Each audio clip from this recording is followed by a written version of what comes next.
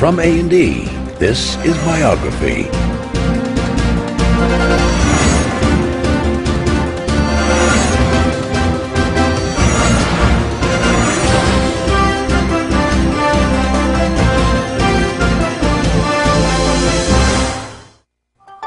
Microsoft founder Bill Gates is the rarest of corporate executives, ridiculed as a nerd while being feared as a bully.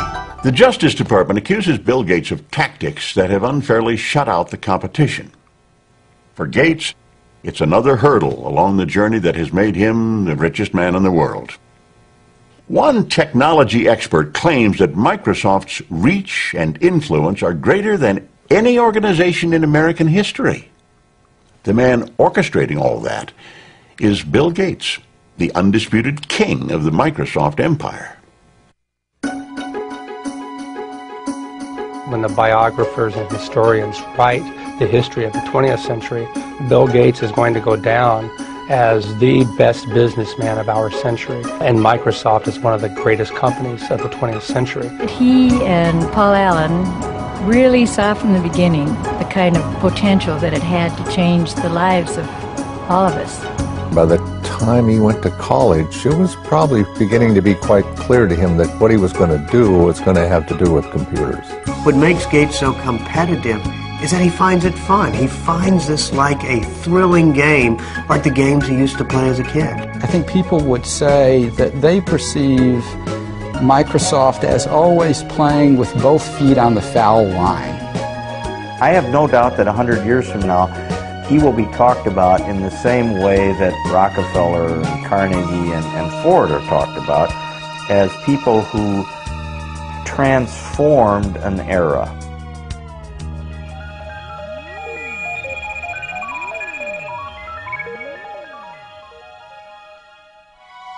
The values that shaped Bill Gates as one of the business titans of the 20th century go back to his roots in the great Northwest. Bill's great-grandfather, J.W. Maxwell, founded the First National Bank in Seattle. The Maxwells enjoyed their privileges and social position, but were never ostentatious about their wealth. Their son Willard, also a banker, and his wife Adele, who had a passion for playing cards, were among Seattle's top civic leaders. Their only child, Mary, was a lively, intelligent girl who made a name for herself as a student leader at the University of Washington. Athletic and outgoing, Mary Maxwell was sometimes referred to as Giggles. Her drive and energy struck everyone who came in contact with her. There tends to be a handful that is right at the core of the action. Mary was at the core of the action. Mary was unaffected, straightforward, charming, but immensely determined. It was at the university that Mary Maxwell met and fell in love with a quiet, scholarly young man, Bill Gates, Jr., who would go on to become one of Seattle's most prominent attorneys. When Bill and Mary wed in 1951, she decided to give up a career as a teacher to raise a family and devote time to charitable work. The first of the Gates' 3 children, Christy, was born in 1953. She was followed by a brother, Bill Gates III, born on October 28, 1955. He was given the nickname Trey. That derives from the fact that he was William H. Gates III, and the card players in the family think of anything with a 3 as being a Trey, so he became Trey. His mother had an extremely close relationship with Bill from the start. She even took him with her when she volunteered as a lecturer in Seattle schools. It wasn't long before her precocious son would read the World Book Encyclopedia from A to Z. We'd lose him sometime for hours at a time, and when I would ask, "What are you doing?" he'd say, "I'm thinking, Mother." Well, they say curiosity killed the cat, but it didn't kill Bill. Bill was curious. He was always eager to know more, and he had encouragement from his mom and dad. The Gates family prized competition, and young Bill loved testing his mettle in outdoor activities and indoor games. Among his favorite board games were Risk, in which the object is world domination, and the perennially popular Monopoly, where, with a bit of luck, anyone can become a tycoon. He was competitive in cards with his sister, races to see who could do jigsaw puzzles faster, ski racing, sailing, whatever. He wanted to do it well and as good as the other folks that he was with. Every summer, the Gates went off to their place on the Hood Canal called Cheerio. It was here that Bill, his younger sister Libby, and the rest of the family joined friends in staging their own Olympic Games. If you stayed overnight and had a couple of days with them, you would come away exhausted from games and activity. It was a very lively scene. It was definitely competitive, there's no question about it, and the children were all part of that. There was never a dull moment. The first World's Fair in the United States in 22 years. When the Seattle World's Fair opened in 1962, the Gates family rushed to see the wonders predicted for the 21st century, including computer technology. Imagine, if you can, an electronic brain. Bill often returned to visit the high-tech exhibits. It was already clear that he had a natural talent for math and science. But he was also becoming something of a loner, showing signs of preteen rebelliousness that was putting him at odds with his mother. Mary and I grew up in very orderly families where parents were controlling personalities, and we carried that forward. And that particular mode wasn't exactly consistent with Bill or Trey, who somewhere around about 11 or 12 began to be very independent emotionally. He was quite willing to make up his own mind about what he wanted to do and not do, and that was really tough for us, particularly for Mary. He was kind of lost. I mean, he was ill at ease in school, wasn't sure exactly how he wanted to spend his time. Obviously a very smart, brilliant kid, but kind of lacking direction. And he went through some counseling at that time. He went through a change in his school.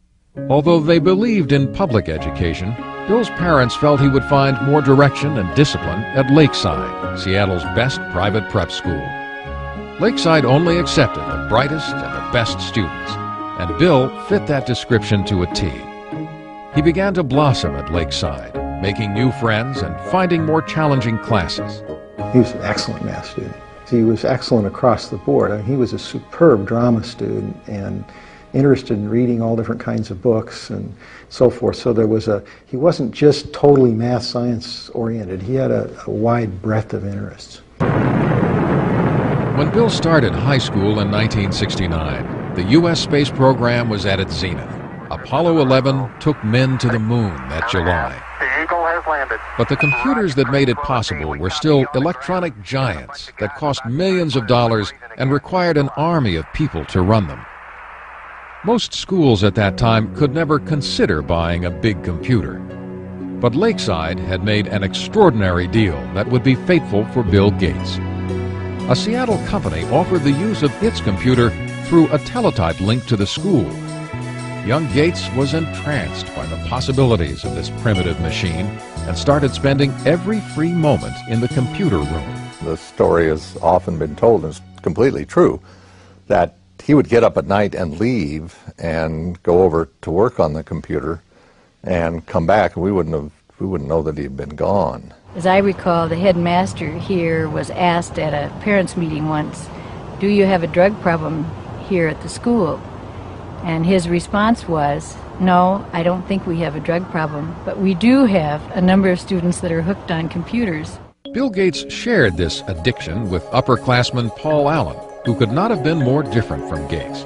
He was not only 2 years older, but substantially larger. Where Allen was quiet and contemplative by nature, Bill could be shrill and confrontational. Nevertheless, this odd couple was destined to make history together. They bonded by writing software code together, and somewhat competitive, Paul Allen and Bill Gates. They every now and then would have fights. At one point, Paul Allen kicked Bill Gates, who was a little bit younger, off of the little group they had as writing software, but then he realized that he needed Gates back. He couldn't do it without him, and Gates said, "Well, I'm happy to come back, but this time I'm going to be in charge." By 1970, when Bill was just 15, he and Paul Allen went into business together. The two boys netted $20,000 with Trafo Data, a computerized program they created to measure traffic flow in the Seattle area. Although Bill had the luxury of family money, he was determined from the start to make his own fortune. The father of one of Bill's boyhood friends said Bill always had a nose for the dollar. Even as a kid, he knew the value of a contract, and even had a contract to use his older sister's baseball mitt that was signed in a legal document. In the summer of 1972, at the age of 17, Bill went to Washington, D.C. to work as a Senate page. This exposure to politics and government would come in handy later on. Back home that fall, he took a leave of absence from school when he and Paul Allen got their first real jobs with a computer company. They began talking about starting their own company, but the Gates insisted that their son finish high school and attend college. His mother used to worry that he was socially awkward. Well, maybe he was, but he had other things on his mind, and he was not rude, he was not abrupt.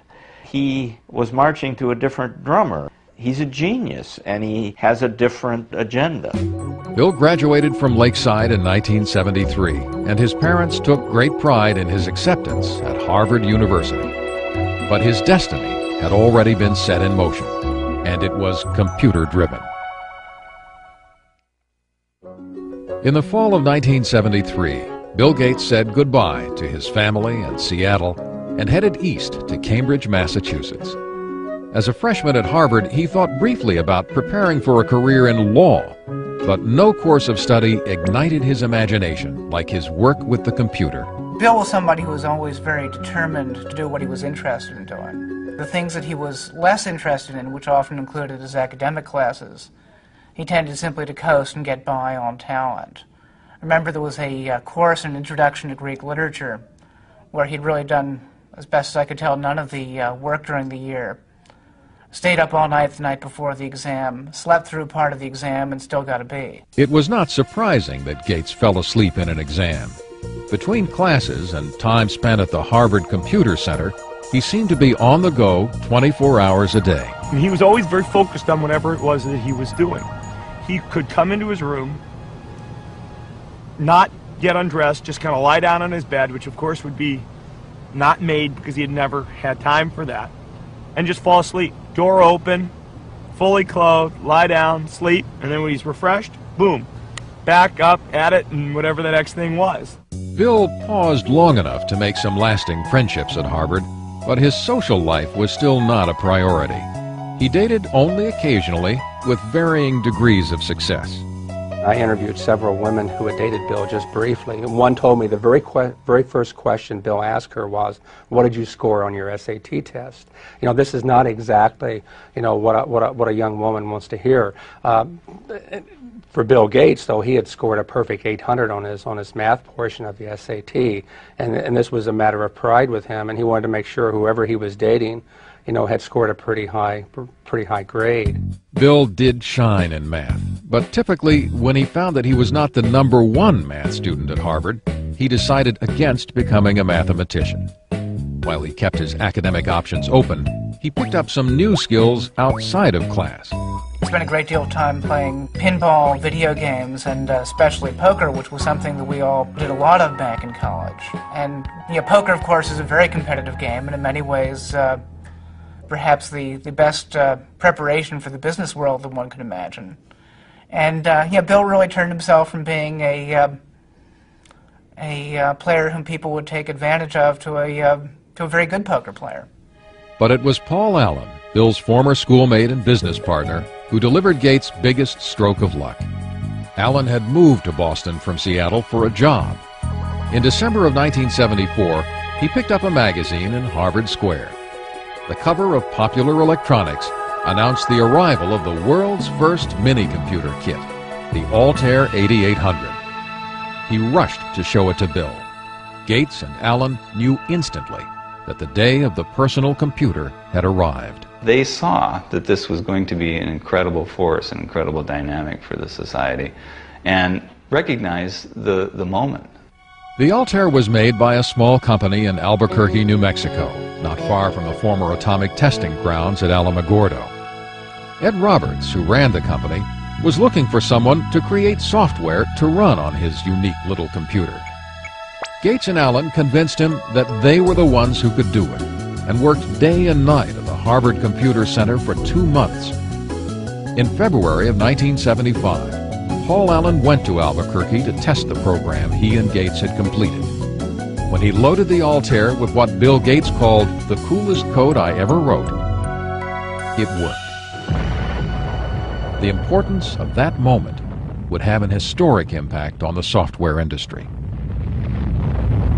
I don't think we appreciated the significance of the Albuquerque thing when it first happened, but it didn't take long to realize that they were at the threshold of something that could be quite significant.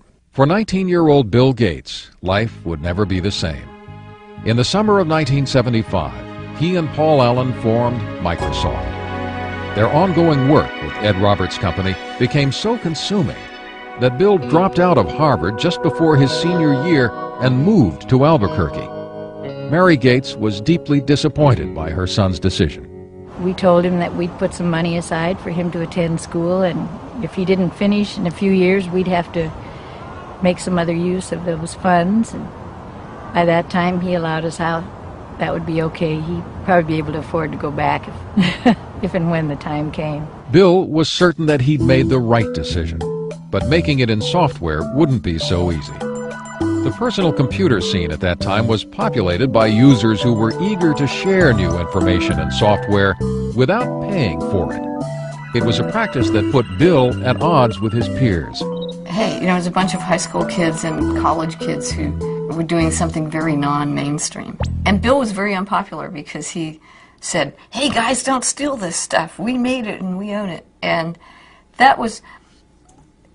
yeah, he was one of the business guys in what was a lot of geek hackers. In fact, Gates wrote an open letter to computer hobbyists chastising them about making copies of Microsoft's program. He stated, as the majority of hobbyists must be aware, most of you steal your software. Hardware must be paid for, but software is something to share. Who cares if the people who worked on it get paid? Is this fair? But those who have been reported to us may lose in the end. He was looked at as kind of a renegade, and it was different, a different ethic than prevailed at that time. But I'm not sure that the software industry would have evolved in anywhere near the way it has without somebody standing up and saying that that was necessary. Bill had also been battling with Ed Roberts, who considered him spoiled and obnoxious. The two disagreed about almost everything, and Roberts was a formidable adversary. Ed Roberts was a massive man, something like 6'6", weighed 300 pounds. Here Bill Gates was. I mean, he formed Microsoft at age 19, and he looked like he was 13 years old. He was standing up to this bear of a man, going face-to-face with him and screaming and shouting matches. A final confrontation came in May of 1977, when Roberts sold his business, and Gates had to sue to keep the software he and Paul Allen created for the company. Gates won. We take a hard line on software. Microsoft expanded into new software languages, and Gates and Allen started to sell their products to other computer companies. At the end of 1978, with sales approaching the 1 million mark, they moved Microsoft from Albuquerque to Seattle. Bill was glad to be back and went into high gear to promote his hometown company. We always design with the future in mind.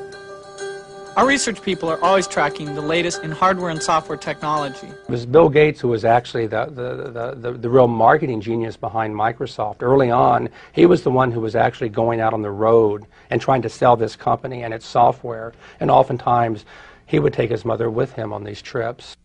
Bill's highly respected and well-connected mother would come to play a pivotal role in his early career. Mary served on a number of corporate boards as well as the University of Washington. She was on the National Board of United Way. Also on the National Board of United Way was the CEO of IBM, which is how her son met the CEO of IBM, through her. What would your ideal home computer be like? By November of 1980, IBM was banging on the door of the fledgling Microsoft. The largest maker of computers in the world now wanted to talk to Gates and Allen about coming up with an operating system for their new line of personal computers. From their first meeting, IBM misjudged who they were dealing with. He looked like a sub-teen, you know. He was skinny, had a real mop of hair, you know, kind of casual, and basically people didn't take him seriously as a business person. But the IBM brass soon discovered Gates was no amateur. He quickly convinced them that Microsoft could deliver their new software. First, he purchased an existing operating system, which he then adapted for the IBM personal computers, calling it MS-DOS. Bill Gates, as he's often done as a shrewd businessman, knew where to get an operating system. He just went down the road a few miles and bought it for $50,000. But then the real brilliance was that when they developed that operating system for IBM, IBM wanted to buy the source code, which would have given them the disk operating system, or what became known as DOS. And instead, Microsoft refused to actually sign the rights over to DOS. By not owning the rights to the operating system, IBM would now have to pay Microsoft a licensing fee for every copy of DOS installed in its computers. IBM was also about to lose its tremendous edge in computer sales. As other companies introduced personal computers that were cheaper than IBM's, Microsoft was able to sell the same operating system to all of them. There were all kinds of computers that were being conceived at that point in time. And it struck me that I don't know who will win in the hardware business, but Microsoft has a very good chance to win in the software business. Between 1978 and 1981, Microsoft's growth was staggering. The staff was enlarged from 13 employees to 128. Revenues mushroomed from $4 to $16 million. By 1983, 30% of all the personal computers in the world were running Microsoft software. Still, Bill Gates never took his eye off the bottom line. He never flew first class unless it was absolutely necessary. You would often find him sitting in coach, in fact with a blanket over his head so he could get some sleep. So his parents taught him well early on the value of money and hard work, and translated later into his life with not only how he ran his personal life, but how he ran Microsoft. My name is Bill Gates. I'm chairman of Microsoft. The early 1980s was an exciting time for an industry run mostly by people under 30. Microsoft began working on software for innovative companies like Apple and its guru Steve Jobs. Their Macintosh computer and software were considered by many to be the most ingenious in the industry and the way of the future. To create a new standard, it takes something that's really new and really captures people's imagination. And the Macintosh, of all the machines I've ever seen, is the only one that meets that standard. But it wouldn't be long before Microsoft and Apple would be locked in a bitter struggle over the rights to the next generation of software. Bill Gates was also about to receive news that would rock Microsoft to its very foundation. By 1983, the future could not have looked more promising for 28-year-old Bill Gates and Microsoft. The personal computer business was booming, and there was an ever-increasing hunger for software. Bill Gates and Paul Allen were emerging as the crown princes of the personal computer age. But in the midst of the breathtaking rise of their company, they were stunned by some terrible news. Paul Allen, Bill's friend and partner since high school, was diagnosed with Hodgkin's disease, a form of cancer. It did give Bill kind of a perspective that he didn't have before. You know, he'd always been very, very hard driving, very demanding, and this may have helped him understand a little bit better in terms of what other people go through. Allen's disease went into remission 1 year later, but he would never again take full part in the day-to-day business of Microsoft. For two men in their early 30s who created a company of global significance and made millions, it was the end of an era. I think history's going to show that their partnership really was an incredible dynamic. I often compare it to the Beatles, Lennon and McCartney. The songs they wrote together are the ones that pretty much we remember and get played over and over again. They were great songwriters individually. We still hear their songs that they wrote on their own. But somehow together they were even greater than the sum of their parts. And Paul and Bill were like that. By 1984, Bill Gates had become the singular face of Microsoft.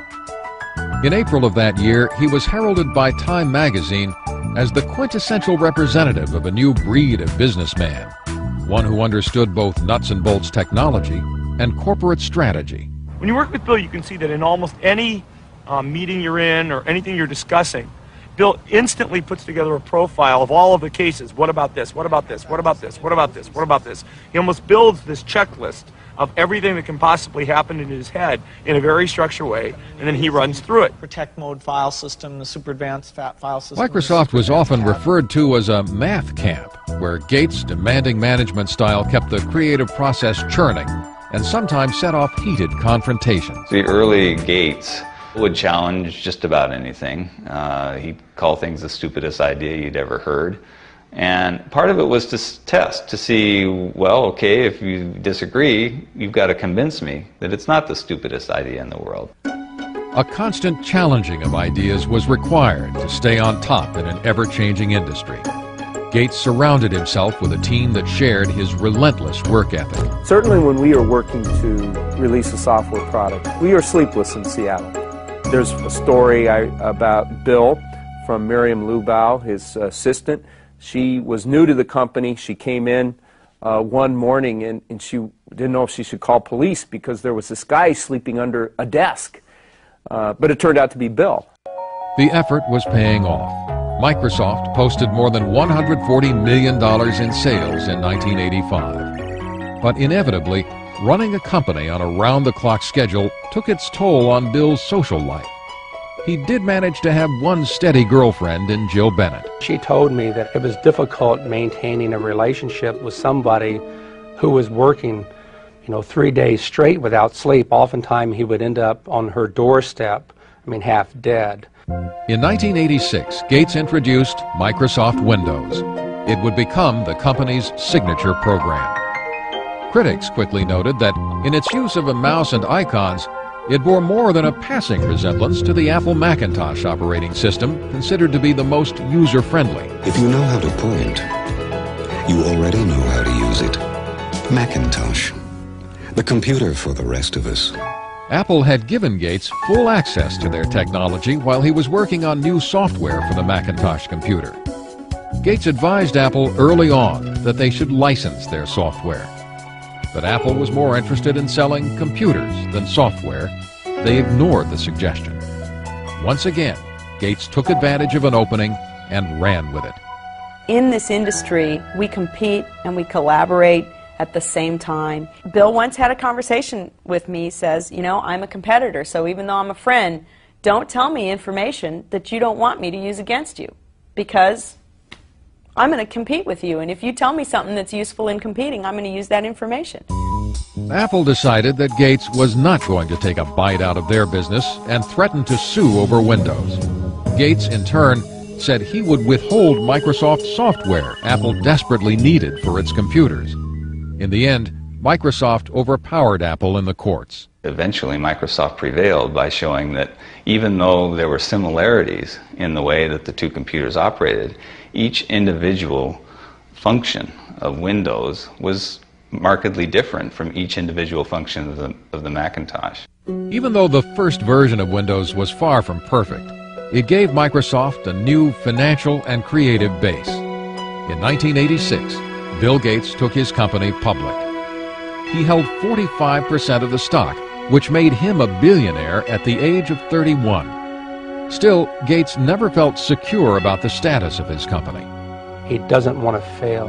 And when you have that kind of a fear, when you're always looking in your rearview mirror to see who might be, creeping up to do in Microsoft on a given day, it just consumes him, and it makes him certainly the most competitive human being in the personal computer industry.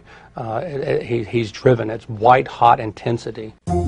Gates was also gaining a reputation for being ruthless, and some powerful forces began to line up against him. IBM was taking a closer look at the popularity of personal computers and had the punch to knock Microsoft out of business forever. By 1987, Bill Gates was certainly one of the youngest billionaires in the world, and Microsoft seemed to have an open field in providing software for personal computers. But he was about to face a serious crisis. Now that PCs had taken off, IBM chose to make a big push with its own operating system to replace DOS, which it licensed from Microsoft. It was called OS/2. We were concerned whether we could weather the storm, so to speak, especially given the fact that this was a big storm. IBM, a very powerful company, a lot of software people, a lot of cash, a lot of resolve to potentially put Microsoft out of the operating system business. Ironically, Microsoft played a role in developing OS/2, but Bill Gates was not about to abandon his own software. He decided to stake his company's future and his own reputation on the Windows software his team continued to upgrade, even if it meant losing IBM as his biggest customer. On May 22, 1990, Microsoft launched Windows 3.0. This new and improved version swiftly became a bestseller. Ultimately, OS/2 failed in the marketplace, leaving Microsoft with a virtual monopoly on operating systems for PCs. Now, the Federal Trade Commission began looking at claims that Gates was using this dominance in operating systems to cut off competition by cutting prices on Microsoft products. It seemed Microsoft's mild-mannered chairman was gaining a seek and destroy image. Bill Gates is not a brutal guy. He just needs to win. And he's willing to win, gracefully or non-gracefully. It doesn't matter. A win is still a win. Predatory pricing was not the only charge leveled at Microsoft. In 1993, the Justice Department began a new investigation.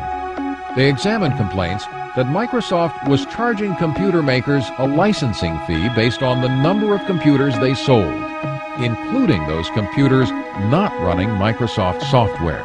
They made computer manufacturers pay for the Microsoft software, whether it was installed on their computer or not. And as a result of that, they prevented competitors from entering the market. The Justice Department has charged Microsoft, the world's largest software company, with using unfair marketing and contracting practices. In July of 1994, Microsoft agreed to stop charging the fees in question, and the Justice Department dropped the case. Gates would never admit that Microsoft had a monopoly, and maintained he was simply providing better software at lower prices. I mean, we're not like an alligator. We don't go around and eat things. I mean, we come out with these little boxes, these nice little software packages, and you stick them in your computer, and you either have fun using it, and it helps you get things done, or not. But it wasn't that simple for investors. The government probes and the fights with IBM and Apple caused the value of Microsoft's stock to drop. There was now more pressure than ever to turn out the next version of Windows.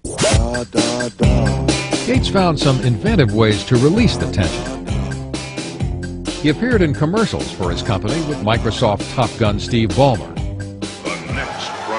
He sometimes made dramatic entrances to tout his company at software conventions, once arriving as Star Trek's Mr. Spock. Gates also instituted the micro games. This hodgepodge competition among the Microsofties is very reminiscent of the games he played as a child at the Hood Canal. It was like summer camp for adults. We'd all go to his house, and he would spend months figuring out what the various games would be, and he would be sort of the master of ceremonies. He'd form us into teams, very carefully figuring out the dynamics of the teams and how we might all interact, and then we would have to do these like summer camp games. And I met Melinda first at one of those micro games. Melinda was 28-year-old Melinda French, a Duke graduate with an MBA. She'd been working as an executive at Microsoft for several years. It was becoming increasingly clear to Bill's family and friends that she was the woman that the 37-year-old Gates had decided to spend his life with. He dated Melinda for quite a while before they got married, and so I saw them together over the years, and they always looked like they had a very special thing going, you know, a level of intimacy and a level of intellectual connection that just caused sparks. She's a really wonderful person, a perfect match for him. Very, very bright, very organized, very supportive, very interested in family and good family life. Bill and Melinda were married in Hawaii on January 1st, 1994. The night before the ceremony, Bill had arranged for a special serenade for Melinda. He had Willie Nelson play the night before his wedding, and it was a total surprise. Bill got up and he said, you know, I really love Melinda, and I really want to sing her some songs tonight, and I don't sing that well, and so I asked a friend of mine to come and do a little singing for us, and so it was a big surprise. In Melinda, Bill found a partner who gave him the kind of personal happiness he'd been looking for, and who also understood the professional demands of his business. But only months after his marriage, the joy that Bill shared with his family would turn to heartbreak. His mother, Mary, who had been his most devoted ally, was diagnosed with breast cancer. She died in the early morning of June 10, 1994. Bill rushed home to be at his mother's side. When he came to the house that night, he'd been stopped by the police on the way because he was speeding. And of course, the policeman recognized him. Wasn't the first time he ever got stopped for speeding, by the way. And they looked at him and they said, what's going on? Because he said, you know, I was sitting there and the tears were just running down my face. And the policeman said, well, he said to the policeman, I'm sorry, he said, my mother just died. The policeman said, well, you go ahead, you go on home, but please slow down a little bit if you don't mind. So he was very deeply affected by his mother's death, as we all were, of course. In the years that followed, Bill would begin to pick up where his mother left off in creating a philanthropic foundation to serve major projects in health and education. But all of his wealth and power would not shield him from the crises he and Microsoft would face on the road ahead. By 1995, 39-year-old Bill Gates had settled into a new life as a married man. With his wife Melinda, he took time off to explore the world from Africa to China. It seemed that Bill Gates now truly had it all. This is a man so successful, his chauffeur is Ross Perot, ladies and gentlemen. Please welcome Bill Gates and the Bill Gates Dancers. 1995 was also a banner year for Microsoft. Windows 95 was introduced to great fanfare. Tonight Show host Jay Leno kicked off the ballyhoo for the new software. Windows 95 is so easy, even a talk show host can figure it out. Clearly, Gates was still Microsoft's best salesman. But from now on, it wouldn't be all business for the boss. On April 26, 1996, Bill and Melinda welcomed their first child, a daughter, Jennifer. He just loves that little girl. It's just so marvelous to see. It's very gratifying to a father to see his own son have the same feeling about children that I did about him and his sisters. So it's really gratifying. At the age of 42, Bill Gates has become an icon of the American establishment. He is now the richest man in the world, with a personal net worth of more than $50 billion. He is a member of a power elite, which includes President Bill Clinton, who shares his newfound enthusiasm for golf.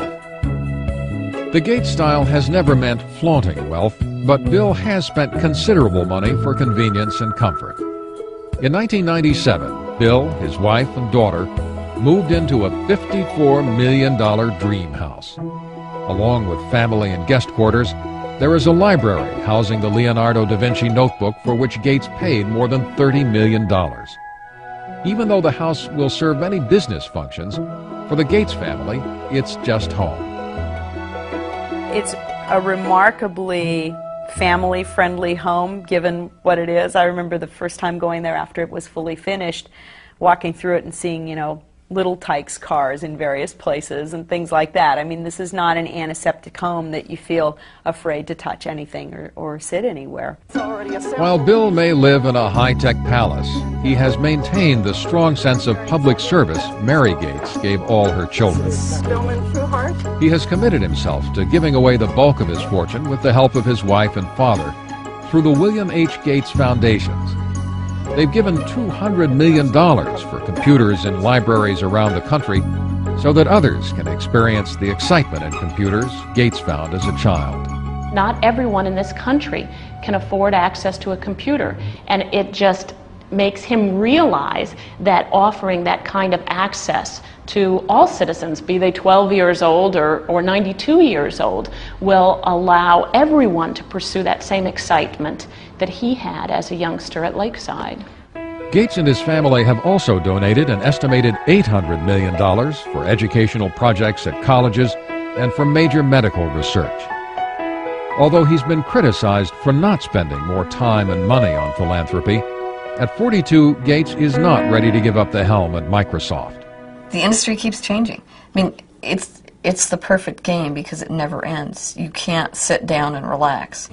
In fact, by 1997, Gates found that he was way behind in the exploding Internet market.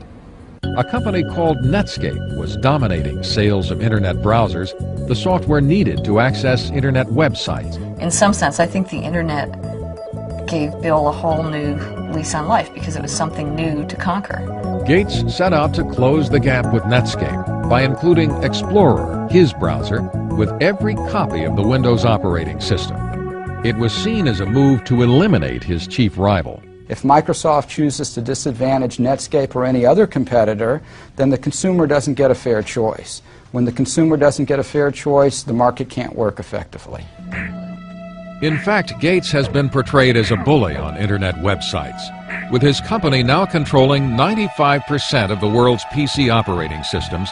Many users believe he has prevented sometimes better products from making it. In March of 1998, Bill Gates was called to the Senate where he was once a page. Again, he was charged with running an illegal monopoly. In the electronic marketplace, Microsoft has the power today to exercise predatory and exclusionary control over the very means by which we access this Internet. It's a lot like General Motors having the ability to dictate what type of gasoline you put in your car, or what interstate you can drive on, or even how you get on the interstate. In spite of these accusations, Gates was about to win an important decision. An earlier injunction preventing Microsoft from giving away his Internet Explorer with Windows 98 was revoked. But Gates was still not out of the woods. In May of 1998, the Justice Department and 20 states filed an antitrust suit against Microsoft. The legal entanglements may take years to unravel, and the ongoing investigation has taken its toll on the youthful chairman of Microsoft. I think it's been a real punch to the gut for Bill. I've seen him be very emotional and depressed about this, just as I would be. I mean, I've been audited once, and that was pretty awful, and I can imagine this is a lot worse than an IRS audit. Gates may be wounded by the attacks made on him and Microsoft, but his business is still robust, and his customers keep coming back. Looking to the future, he has begun to take his company into new territory. In 1996, he ventured into television for the first time with the 24-hour cable news channel MSNBC. Gates has also begun exploring the use of computer technology in entertainment with Hollywood moguls like Steven Spielberg. But he keeps coming back to his first love, software, with all of its infinite possibilities. Bill Gates is still the competitor he always was. Whether he'll be remembered as a robber baron or the guy who simply built a better mousetrap, no one can deny the lasting impact his life has had on our time. When the biographers and historians write the history of the 20th century, Bill Gates is going to go down as the best businessman of our century, and Microsoft is one of the greatest companies of the 20th century. It's remarkable what this company has managed to do in so short a time. This is one of the great success stories of the 20th century.